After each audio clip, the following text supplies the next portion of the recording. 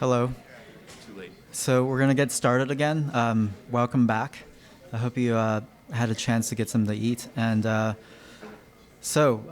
just wanted to mention for those of you that are just showing up for the first time that the format of the conference is each session will consist of presentations from two speakers. They'll each speak for about 10 minutes. And then after which they will engage in a dialogue for about 15 to 20 minutes. And there will be some time left for questions and answers, with the audience. So be sure to wait for the mic if you have a question, so that we can record your questions for the videos. Also, for the introductions for each speaker, I won't go into the details of their bio very much because of time. The bios can be found in the programs and also the left and right projections in the room. So our third session today is with Laurel Patek and Andrew Norman Wilson. And I'd like to welcome Laurel Patek first to speak.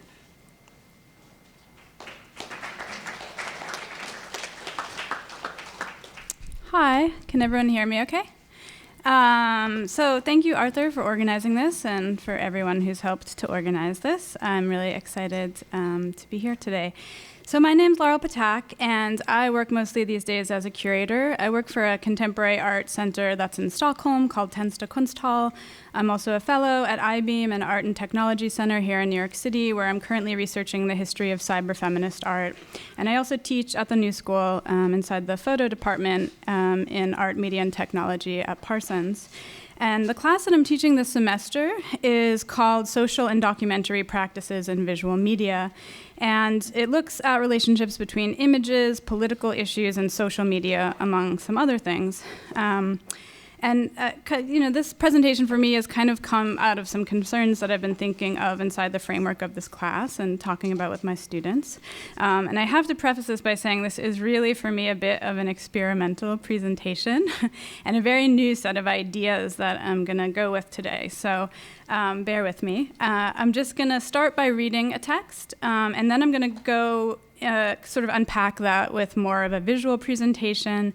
But first, I wanted to give you just a teeny bit of context about what I will be reading from. So I'm going to be adapting a 1974 text by Silvia Federici called Wages Against Housework. And this text was written for the Wages for Housework campaign that was founded in 1972 and had a really active chapter here in New York. It was an international feminist movement that demanded that the state pay women for all the unwaged housework and caregiving that they provided. And their argument was that the market economy was really built upon all of this unacknowledged and unwaged work by women, and that this aspect of labor made up a huge working class that was entirely looked by existing Marxist and socialist critiques. So the Wages for Housework campaign sort of built upon the discourse from the anti-colonial movement in order to extend a Marxian analysis of unwaged labor from the factory to the home. And so in this sort of spirit, I am interested in drawing on this 1970s feminist discourse in order to think today a little bit about questions of labor, forms of value creation, and exploitation that happen in the online context.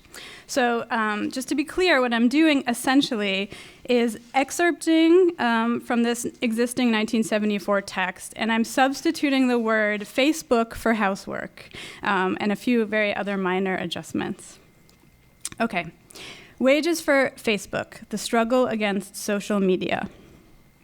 To demand wages for Facebook is to make it visible that our images, emotions, and opinions have all been distorted for a specific function online, and then have been thrown back at us as a model to which we should all conform if we want to be accepted in this society. To say that we want wages for Facebook is to expose the fact that Facebook is already money for capital, that capital has made and makes money out of our photographing, sharing, communicating, and desiring. Our fingertips have become distorted from so much liking. Our feelings have gotten lost from so many friendships. Capital had to convince us that it is a natural, unavoidable, and even fulfilling activity to make us accept unwaged work. In its turn, the unwaged condition of Facebook has been a powerful weapon in reinforcing the common assumption that Facebook is not work, thus preventing us from struggling against it. We are seen as users or potential friends, not workers in a struggle. We must admit that capital has been very successful in hiding our work. By denying our Facebook time a wage while profiting directly from the data it generates and transforming that into an act of friendship, capital has killed many birds with one stone. First of all, it has got a hell of a lot of work, almost for free, and it has made sure that we, far from struggling against it, would seek that work as the best thing online. It is important to recognize that when we speak of Facebook, we are not speaking of a job as other jobs, but we are speaking of the most pervasive manipulation, the most subtle and mystified violence that capitalism has recently perpetrated against us. True, under capitalism, every worker is manipulated and exploited, and his or her relation to capital is totally mystified. The wage gives the impression of a fair deal. You work and you get paid, hence you and your boss are equal, while in reality, the wage, rather than paying for the work you do, hides all the unpaid work that goes into profit. But the wage at least recognizes that you are a worker, and you can bargain and struggle around and against the terms and quantity of that wage, the terms and quantity of that work. To have a wage means to be part of a social contract, and there is no doubt concerning its meaning. You work not because you like it or because it comes naturally to you, but because it is the only condition under which you are allowed to live. To ask for wages for Facebook will by itself undermine the expectations society has of us, since these expectations, the essence of our socialization, are all functional to our wageless condition online. When we struggle for wages, we struggle unambiguously and directly against our social exploitation. We struggle to break capital's plan to monetize our friendship, feelings, photographs, and free time through which it has been able to maintain its power. Wages for Facebook, then, is a revolutionary demand, not because by itself it destroys capital, but because it attacks capital and forces it to restructure social relations in terms more favorable to us and consequently more favorable to the working class.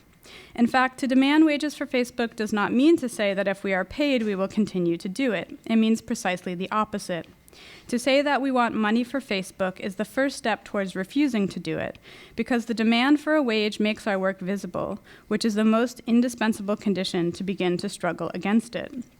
And from the viewpoint of work, we can ask not for one wage, but for many wages, because we have been forced into many jobs at once. We also work for Google, Flickr, Twitter, Instagram, YouTube, and countless others. From now on, we want money for each moment of it, so that we can refuse some of it and eventually all of it. Wages for Facebook is only the beginning, but its message is clear. From now on, they have to pay us, because as users, we do not guarantee anything any longer. We want to call work what is work, so that eventually we might rediscover what friendship is. Okay, so now I want to connect this to a discussion about photography. And I'm going to start here with a photograph that's taken by August Sander. And Sander is a German photographer well known for a very ambitious documentary portrait project to depict workers in German society that he carried out over the course of many years. This is a little bit of a lesser known image from him from 1944 that's titled Hands of a Photographer. And what I'm interested in here in the representation is the very representation of photography as a form of manual labor. So there's an emphasis on the kind of material conditions of making an analog, large format photograph that we see registered in the blackened fingernails and, even a bit perhaps in the texture of the skin. So my project here is really to think about how do we update these concerns?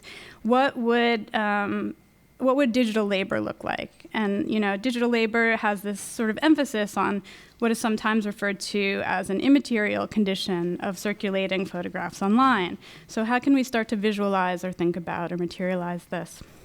And just to be clear, inside Facebook, right, it's not really about what images you take. What's important to them is the circulation of images in general, and to make sure that those are always sort of flowing in a constant stream that demands and keeps our attention. So this is an image of maybe what the labor of a Facebook photographer might be depicted as. And I just want to quickly emphasize some statistics about photography on Facebook. So in 2011, people uploaded over 70 billion photographs to Facebook. And just to put that into a little bit of perspective, that is about 20% of all photographs taken anywhere in the world that year that ended up on Facebook. And of course, that number is growing larger and larger every year. This is a photograph of an installation. This was in an exhibition in Amsterdam at Foam Photography Museum a few years ago. And this was done by Eric Kessels. And what you're actually looking at is he's printed out every single photograph that is uploaded onto the website Flickr, this photo sharing website, over a 24-hour period. So I thought it was kind of interesting that it materializes this very sort of physical depiction of the enormity of the images that we're sharing in an online context. And of course, in comparison to the number of images that exist on Flickr, it's teeny compared to what gets uploaded to Facebook in a 24-hour period. So, I mean, almost like close your eyes and imagine what would the 25 million photos that are uploaded every day to Facebook look like if it sort of swallowed us inside this room. And I guess, just to point out that Facebook is sort of increasingly and actively trying to make our engagement with images into part of its central business plan. And it's done that in a lot of different ways. It utilizes what started off as military technology, so facial recognition software, to enable people to identify their friends in a photograph automatically. It very controversially bought Instagram recently, a very popular mobile app for making photographs. And Facebook has also launched its own mobile camera app so that every photo that you take can feed more directly into Facebook without going through other interfaces first. And then to kind of put all of that into perspective a little bit, in 2012, Facebook reached more than 1 billion users, and it also generated a revenue of $5.1 billion. And Facebook is interesting because it's the first social media to have a public offering, so to be traded on NASDAQ, where all of the content on its site is actually created by its users, with the exception of advertisements. And so just to think about this relationship for a minute, essentially, we are doing so much of the work that makes Facebook profitable, and we have to accept the fact that a lot of this work is directly driven by or related to images. But we're also the product here in this equation, because our feelings, our interests, our images, our behavior on Facebook are essentially surveilled, tracked, quantified, and this data is what is sold to marketers so that we can be delivered highly precise and targeted advertisements shown to us based on who we are or what we do as an individual. So to kind of try and come full circle again here, this is an image that was taken in October 1975. And what we're looking at is this amazing day in Iceland when 90% of women decided to go on strike from their duties as wives and mothers and workers. And what we're looking at here is actually an image of 25,000 women in the streets of Reykjavik. So I just want to, think about this kind of powerful social imaginary of something like wages for housework and how that can really transform the way that women were able to think about their actual material conditions. So I'm going to leave you on a speculative note, but just to wonder what might be possible if we tried to mobilize the idea or a conversation around wages for Facebook. Thank you.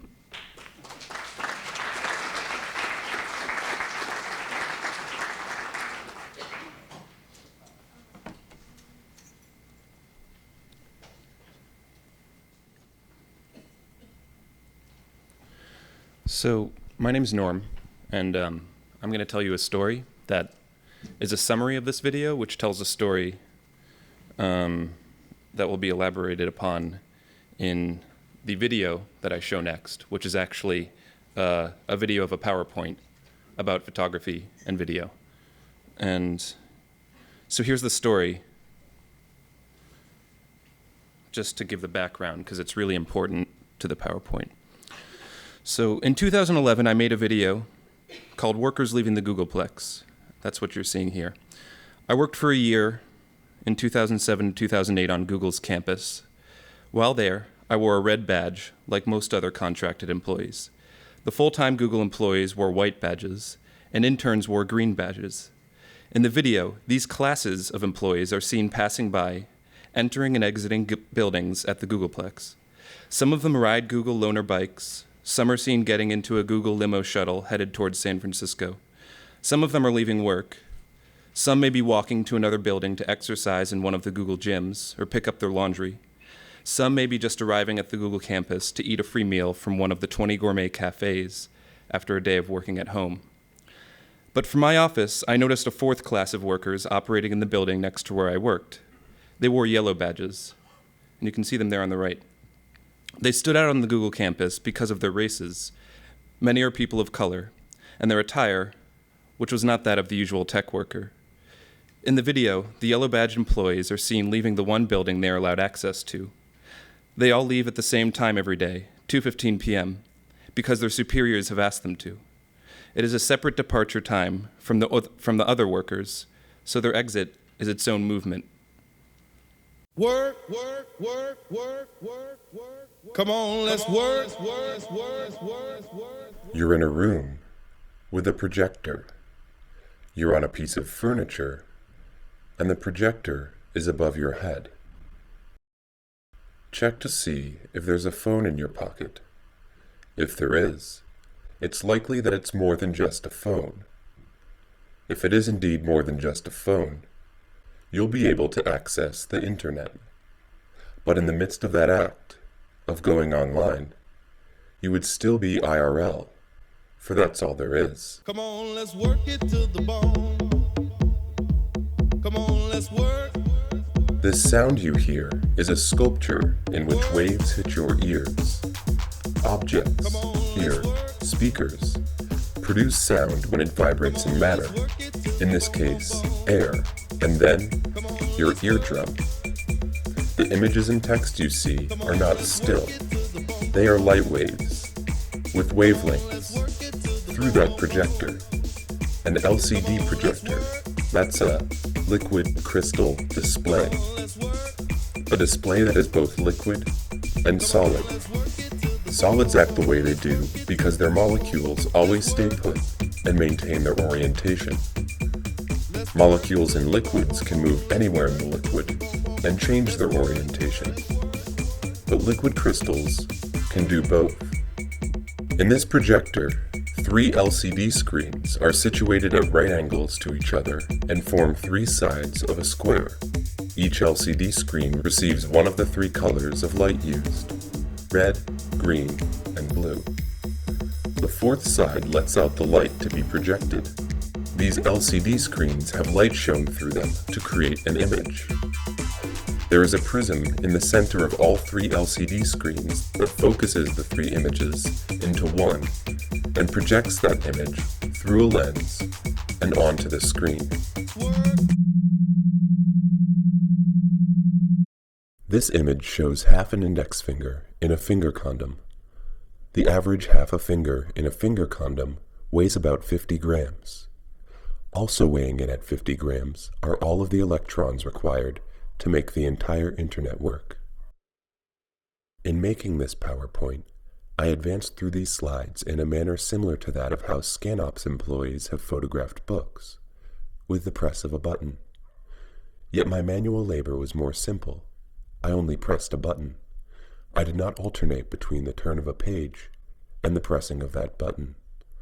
My fingers were free of finger condoms, as I was not handling sensitive analog media. I'm not talking about scans, or scanning operations as Google's internal department name suggests. I'm talking about photographs, shot from above, with the potential to accidentally capture depth. Photography, with a capital P, the institution of photography, remains limited in its discussions. It is intimately tied to a specific history of photography that is concerned with the camera's status as a tool used to depict states of things in the world. This history could be said to revolve around confirming or problematizing Roland Barthes' assertion that the medium's essence is the ability of the photograph to testify. That has been. This tends to repress, or at least discount, several integral aspects of the medium: the physical support upon which the image is registered, the technical apparatus, as well as the numerous choices and accidents that were made by the photographer in capturing the image. These photographs are Google Books images in which more than just a page is visible. They're both indexical and medium-specific. Their processes, digital manipulations, and material supports are folded within them. The hand, always the synecdoche for the worker, is occasionally inserted literally into our view of the text. The finger you see belongs to a whole body, and when you see a finger such as this, you can imagine there is another set of fingers, parts of a body, that are operating a camera. These parts compose people who I was in close proximity to, but largely out of touch with. I have obsessed over their work, and you are looking at images of them, but they don't know that. They remain anonymous. I could call them photographers, but due to the scripting of their actions by superiors at Google, they are camera operators. The photographers are Sergey Brin and Larry Page, who proposed the digitization of all the world's books when Google was just a fledgling startup. Because the complete copying of an entire book violates copyright, the photographers have been faced with lawsuits from the Authors Guild, the Association of American Publishers, and more. In 1980, Sherry Levine had a solo show at Metro Pictures in New York called After Walker Evans. The work shown was made in 1979. Levine chose photographs of the Burroughs, a family of sharecroppers in Depression-era Alabama, from a Walker Evans exhibition catalog called First and Last. These photographs were then rephotographed by Levine's studio assistant and camera operator. The series, also titled After Walker Evans, reflects the mechanisms of the art system, built around expressions such as authorship and originality, and questions this.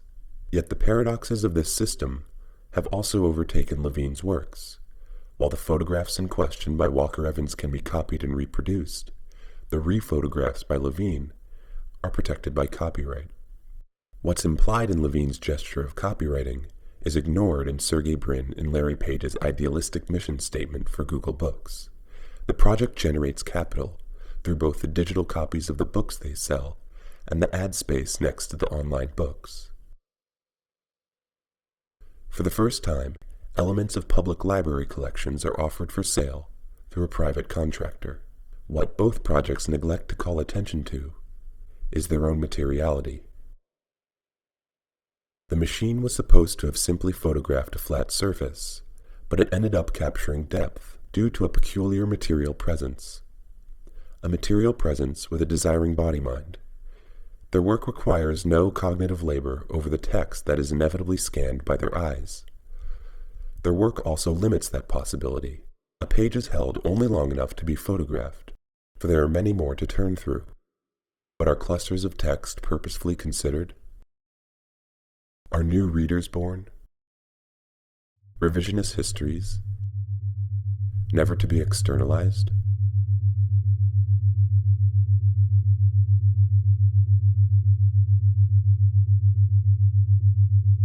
Let's imagine. I was a ScanOps employee, and one day I'm digitizing an outdated edition of George Orwell's 1984. My eyes scan the page, slowing down at the line, "The party could thrust its hand into the past and say of this or that event, it never happened." I think about the times when my own hand ended up obscuring the texts I was digitizing, an accidental concealment of information in Google's permanent collection.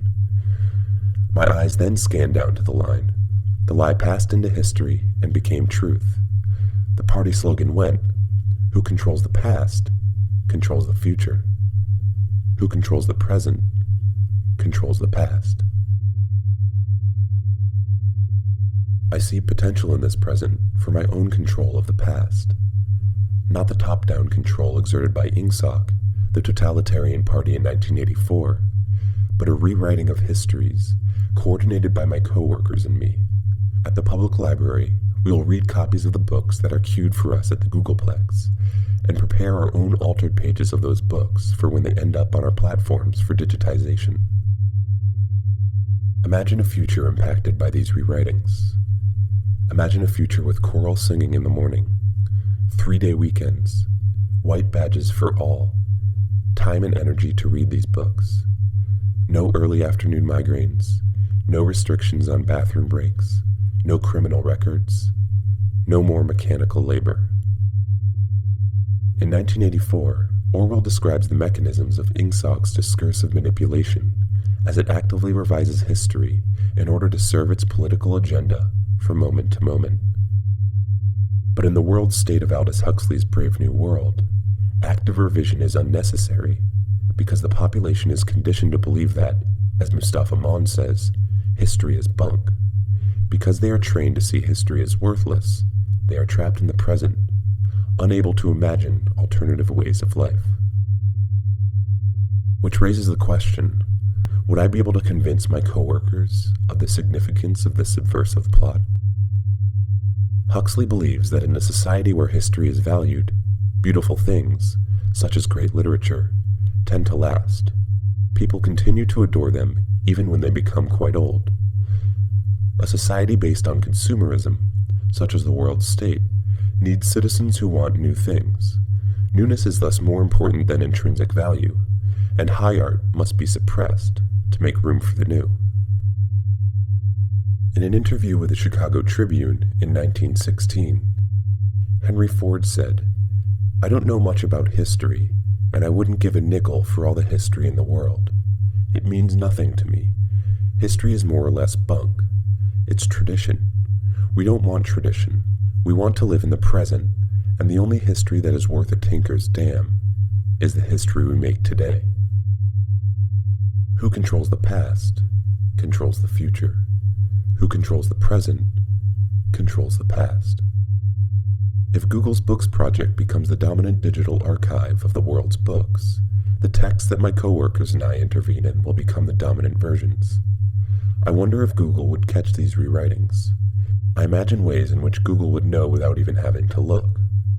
There is a difference between seeing and knowing, vision and tracking.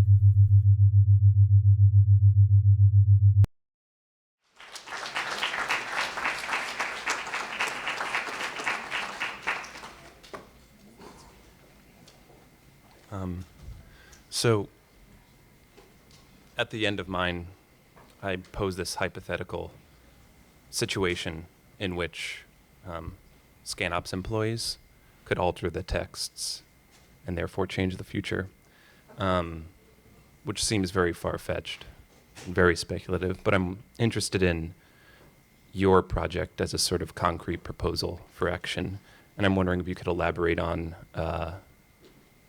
a few ways in which that could play out, perhaps in relation to what we do with our images, just because this is a photography conference. Yeah, that's a great question. I mean, at the moment, I think I'm thinking about this idea of wages for Facebook as a kind of productive provocation. And I really see it as something that kind of allows us to draw different conclusions about the relationship of what we do with our time, who are we taking pictures for, how is value created, when we have social interactions, what does it mean that value can be captured by someone other than us? I mean, when I talk to you in a conversation, you and I are both deriving something hopefully very satisfying or, emotionally edifying or whatever from our conversation. But I guess I'm interested in thinking about, systems like Facebook as introducing this kind of other layer where value and actually monetary value is being derived from social interaction by someone beyond us. And part of my real thinking about this question came from a real life experience in my class here this semester. So at the very beginning of the year, I was really really interested in kind of talking to my students about the way that they use social media. And a lot of what the class looks at is questions of documentation. And I realized that it would be really different to teach the idea of what documentation was than even when I went to undergrad. I had like a very analog photographic education. Like I learned how to make things in a dark room. And then that, right after I graduated from school, that quickly changed and digital photography became part of mainstream culture. But I realized that, there was this huge gap even between the way that I, would use something like my phone on my camera versus the way that they would.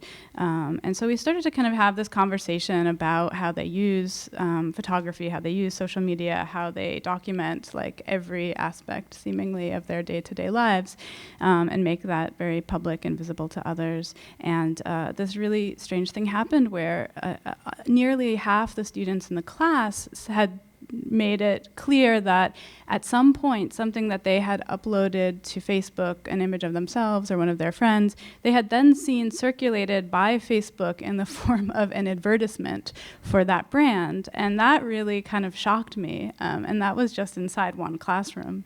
And that got me really sort of thinking about those sort of pervasive mechanisms.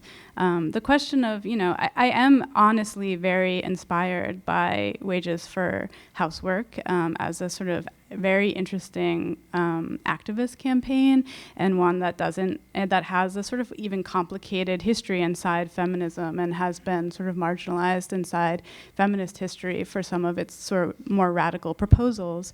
And I would love to think about, could we go there with something like Facebook? But I think there are some comparisons that one would have to make that I'm not sure yet, kind of how to make that one-to-one translation. What I'd like to do is to kind of keep working with that idea and sort of, just drawing on that observation of the Frederici text and how well it works when you just do that simple substitution, basically, of the word Facebook for housework. I would like to do some more like sophisticated writing around that. And I hope it's kind of, for me, like my greatest hope would be that it could be a sort of social imaginary that just gets people thinking about the questions that are at stake. Yeah. And then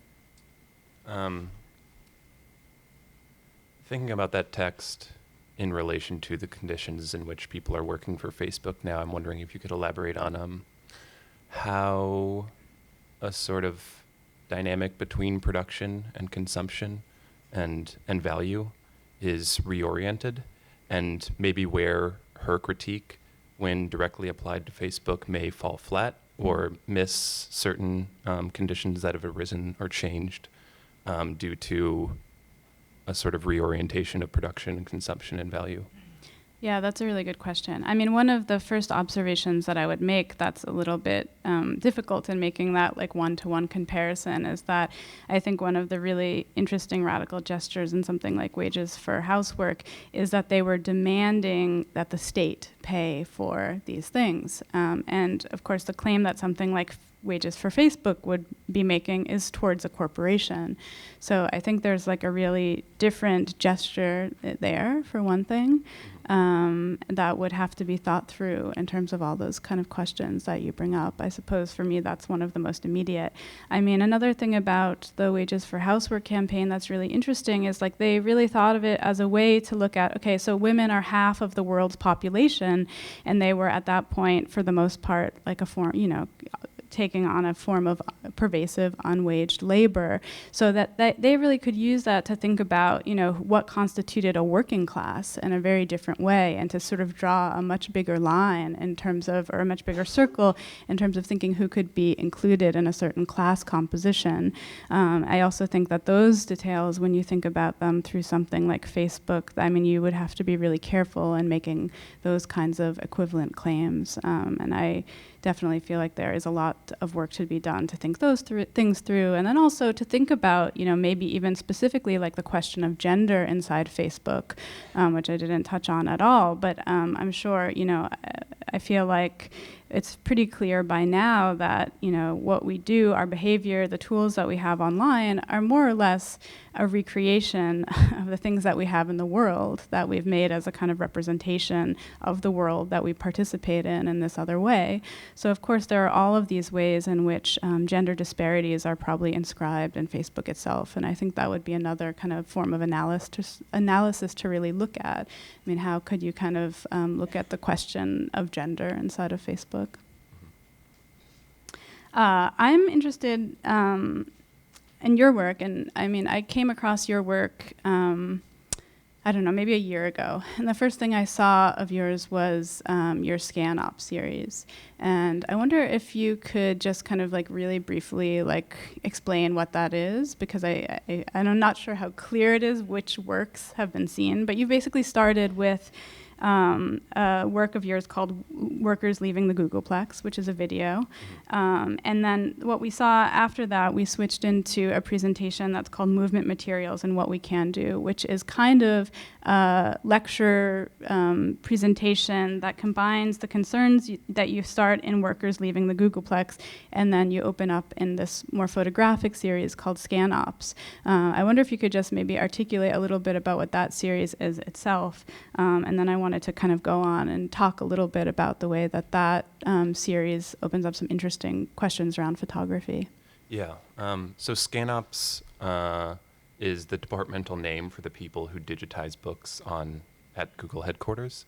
And the project began after I was fired from Google for making that Workers Leaving the Googleplex video. And I just started to collect images. And then some people started blogging images from Google Books in which their own production was sort of revealed within the image. So you'd see a finger with a finger condom on it, or you'd see some sort of software distortion that was triggered by an anomalous, some figure of depth within the image, usually a finger, or it could be the scanning platform that is beyond the book. And so I was looking for those types of images because they had this interesting kind of relationship between documentary photography and then also a potential vehicle for treating a photograph as a sort of like materialist or like a sculpture. And so I'm not really interested in circulating the images online as the primary experience of the work. It's more about printing them out in different ways. And so there's a book envelope that has been produced, and it's like 8 prints inside a static-free envelope that you'd get like a Mac dongle in, and then there are white cotton gloves. And then I make these framed prints of them in which they're all kept to scale from the books that they were found in, printed out, framed, and then the frames are painted by or with a color that was sampled from the image. And so you kind of see that. These are sort of mock-ups of what the framed pieces look like.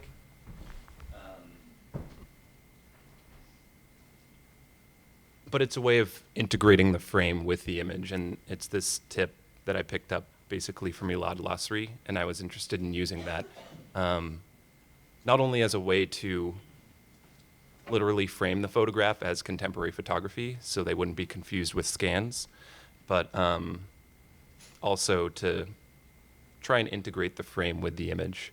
And when you walk into a space, they're all at a different scale, so they occupy a different volume within the space. And so when I'm presenting the project, it's kind of about figuring out ways in which the materiality of the images can be emphasized. And the PowerPoint performance is another way of doing that, of kind of acknowledging the technical apparatus within the room, and acknowledging you and acknowledging me, and for what our experience of that might be, and then talking through the Googleplex video, and then the ScanOps images, and then moving into this more speculative sci-fi zone, and drawing parallels between the color-coded hierarchies within Brave New World, and then also 1984 and other sci-fi texts that I feel have a lot in common with our current like techno-social condition in relation to Google. Yeah, I mean, one thing that I guess I really appreciate about all of the work that you touched on is that it finds a very articulate way to talk about this relationship between, I guess what I would say, material and immaterial conditions, and to show, what we often are told or think of as a kind of post-Fordist labor that happens at Google as being something that maybe could also be interpreted as extremely Fordist, or at least, really not fulfilling this like promise of the progress of technology. I mean, one thing that I think is really interesting in the discourse of technology is like a lot of the reason why we made this investment and why we would develop new tools or why things would change is because we were constantly told we would be able to work less, that robots would take over all of our automated tasks. And I find it very interesting also to think about, the conditions under which we are like ever more working with these tools and having access to these things. So I guess, your work goes on, you really kind of show us the scan ops workers in this very sort of material way doing their work. But then I think you're also interested in this question, and maybe this is where there's a sort of point of intersection between our presentations, where we're all basically workers inside Google's factory. Mm-hmm. So I was wondering if you could expand a little bit about on that a little bit. Yeah.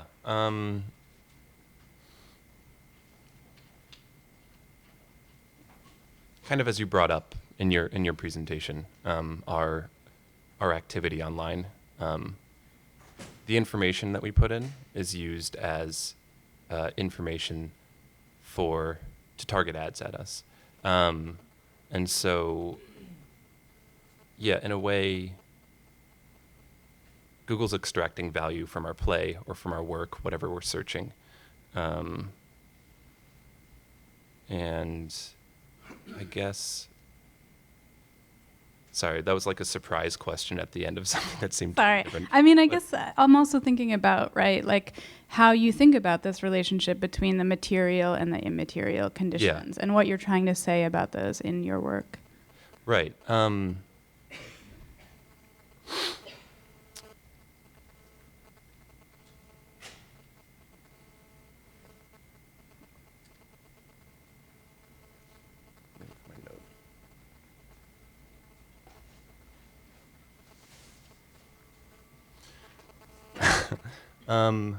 I guess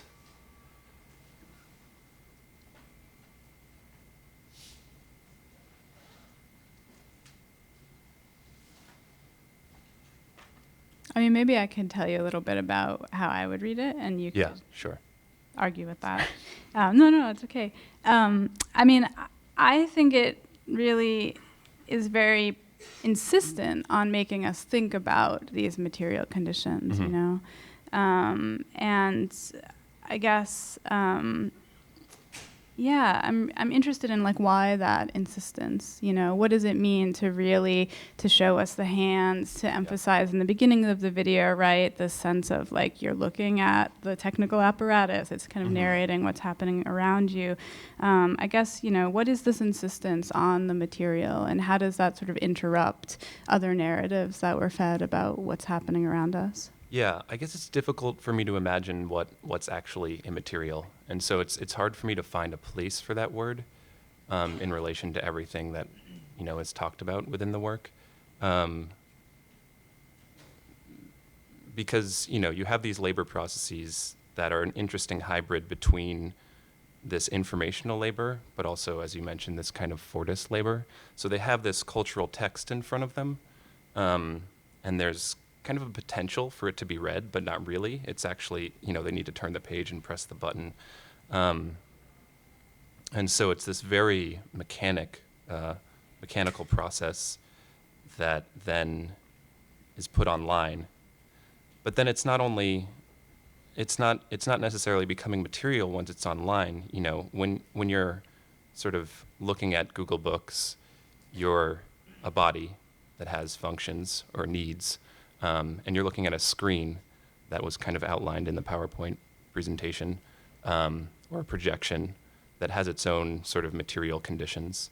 There are servers that consume energy, the electrons that the information structures is a material entity.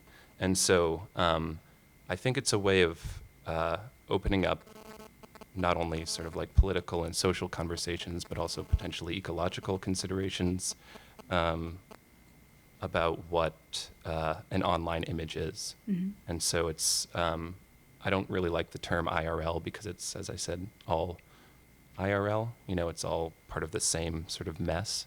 IRL stands for in real life, for those of you who aren't onto internet abbreviations. Yeah. And so I think there are a lot of important sort of important leads that can be followed from thinking about the materiality of online images. Yeah. I guess there's another aspect of these images in particular, and you touched on it a little bit in your answer, and that's the way that, I mean, I almost want to read these as a kind of update to a tradition of social documentary photography, and what would it mean to think about them that way, right? So could you think about, working almost like as the Jacob Riis or the Dorothea Lange of your generation, but through this sort of online, very mediated image that you find already embedded inside Google Books? How do you think about that? How do you think about these photographs in terms of what they tell us about labor and working conditions and social justice? Yeah, I wanted them to sort of I wanted to emphasize the material conditions in this way, but I still am somewhat invested in an image as a view onto the world. And so seeing these traces of fingers that are left accidentally seemed like a productive new way to think about how labor is actually carried out. Because what they were looking at were these workers, and they developed relationships with them, like Riis and Lange. And then they'd shoot portraits, or sort of like they'd compose scenes in which they'd be represented. Whereas this, I don't really have much of a relationship to these workers. You know, I tried to through making workers leaving the Googleplex, but those relationships were immediately cut off when I was fired. And so when I started looking at these images, I thought it was just that situation of like having a proximity to them, but not being able to access them, and only seeing fingers seemed like another bizarre way to kind of deal with this situation that was actually very personal for me.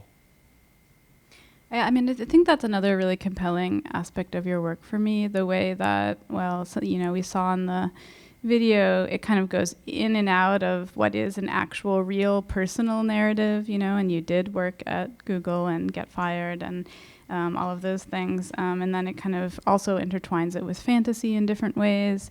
But I know in talking to you a little bit further that there are other kind of interesting personal details that I wonder if they feed into this work or how you think about this. I know you told me that you worked at like a photo lab, and that your dad also worked as an engineer for Kodak. Did I remember that right? Right.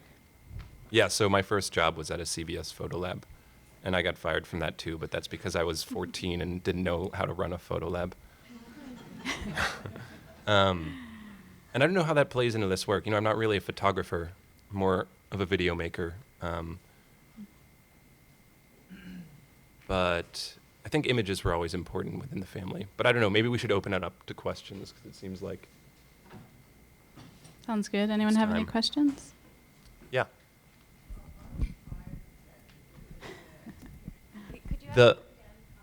Oh, yeah. What did Google give you as their reason for firing you? In the official documentation, it was that I was using Google equipment during my paid labor time, and was creating imagery not for them on their campus. But what my manager told me after I was fired, one of my managers, was that they were worried that this would turn into an expose, and in a way it has. I didn't present it as an expose really, It has, I think there's more going on in it in relation to film history, but it was quickly picked up by the media as, you know, it's easy for it to function as an expose. And they never got in contact with me, but I know they saw it. Like Marissa Meyer, the former VP, tweeted it and said, "Interesting perspective," and then linked to the video. So they all saw it, but nothing's happened yet.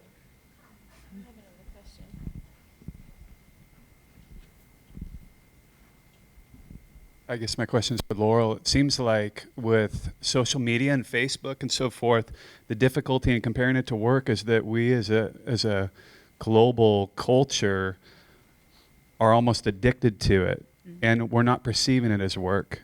Those women perceive that as work. So I think one of the core issues is that until there's like some sort of tilting point at a mass level that people see it as enjoyment and that they're willing to give up their time. Increasingly, they're willing to give up more and more of their time, but they're still not convinced that it's work.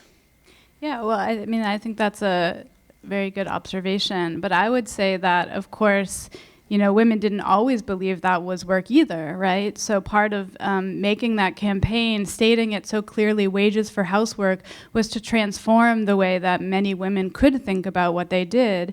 And one thing that I think that, you know, is in parallel in what you're drawing on here in terms of people's experience of using social media is it really, you know, like taking care of a child, that is about love and compassion and emotion. And, you know, we start to feel those things in our interactions in social media. So I think that's a place where I start to see where you can start to make some connections. But I mean, my very reason for wanting to mobilize this idea of wages for Facebook is to just get people to think through those connections. Because I agree with you, I don't think that we necessarily see them. Hi there. Thank you both. That's super interesting. I have a question for both of you in relation to both Google and Facebook, since you each reference one of them. And you both talk in varying ways about this notion of us working for them in some capacity and them using our data to make money for them.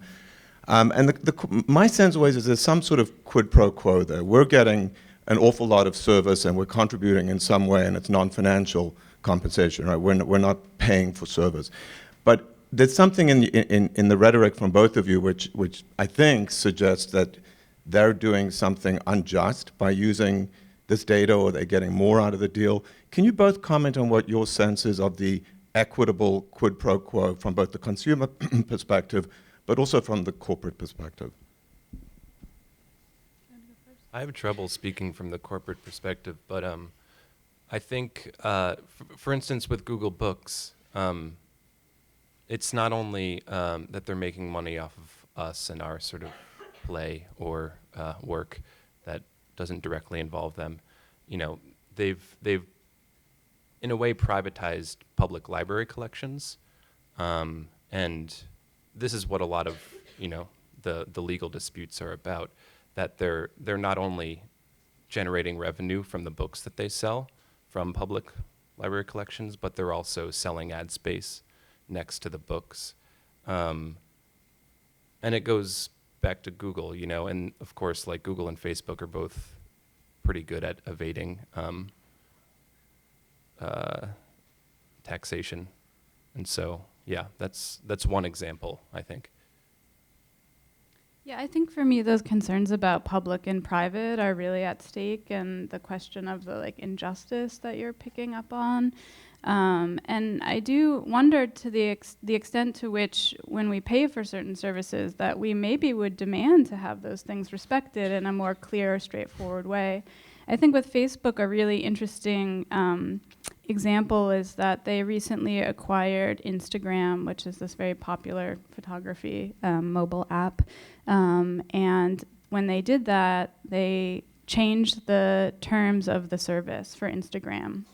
And they said that not only did they kind of co-own whatever you uploaded to this service, but that at any point into the future, anything that you had ever uploaded to this service, that they would be able to sell to others to use without your consent. And I think that is where it gets really kind of tricky and scary for me, like where the the line is between what we're agreeing to and how we're being manipulated, maybe if you want to say it that way.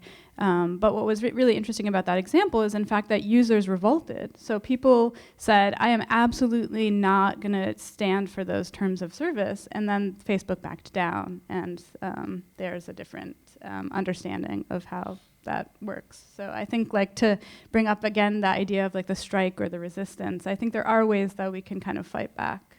But is your overriding conclusion that we should be entitled, is the overriding conclusion that we should be entitled to use those services for free, or that there's a form of compensation or a model that we just haven't figured out yet? I mean, I would argue that I think there's a better model out there. I'm not here with a proposal for what that is, to be fair. But I definitely think that we have to think about all these relationships. We'll take 2 more questions.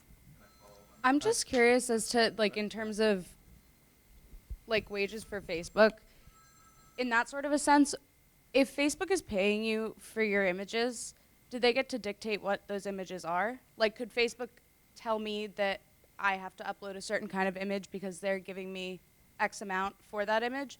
Or, and it just, I'm having this issue with your argument because I feel like people aren't donating to Facebook. People are donating to, like, their, like, social presence. You know what I mean? It's all about social presence on the internet, and it's not really about, like, exchange with, like, the corporation. It's about exchange, like, internet is the only free media we have left. So there's no reason, like, I'm trying to. Well, it's like I can't go to the museum and see the Mona Lisa. I can't look at her in my room, but I can take a picture of her on Instagram on a screenshot, and I can hang that up in my room. And so, like, if the government, or not the government, but I'm just saying that if, in the terms of this narrative, if Google can convince us that we are working for them and not realize it, like, is that not scary? Like, just that his imagination thought of this, and this is what our subconscious is, like, marinating on, that is the scary part. And that is the issue. Like, you guys are both speaking about the same thing, just you come from different genders. And, like, you're thinking about it socially and feministically, and whereas he's thinking about it technologically because he comes from Google. And, like, it's just the scary part. I'm a man from Google, so I'm thinking about technical. Question over here. So I want to follow up on what you were saying about. Thanks. I'd like to follow up on what you were saying about Instagram, because it is interesting, and with this comment as well, that the new medium of exchange that might be evolving is that of social presence in exchange for stuff for free. And so I was really happy to see that the Instagram terms of service were sort of rebelled against, but at the same time I was also amazed at how many people I knew who said it doesn't matter. Like, I just want to get my stuff out there, and they're not going to do anything, the contract doesn't mean anything. Similarly, it's interesting to see who's exploiting Pinterest and diving whole hog into it, offering up the rights to everything they've created in exchange for that greater presence and greater sales and greater stolen, appropriated, whatever. But it's part of this new system of exchange that we don't understand yet. It's really interesting. Yeah, I totally agree with you.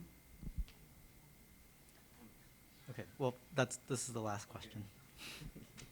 Okay, on this, when you're reading that thing about wages for workers, I couldn't help but think how the conversation would change if you plugged in, out of experience, if you plugged in the word wages for interns, and how that subject of working, giving free labor in exchange for presence or for something like that, just be part of something. It's like a system of desperation, like exploiting desperation to get labor, and almost like that kind of way of thinking is embedded in like younger people, and they offer their labor for free, and they're putting out a lot, and they get exploited like every day. So I wonder what you guys have to say about that. I mean, I think there are tons of really interesting parallels in some of my activist work. I deal directly with these questions, looking at the exploitation of interns, especially inside the art world.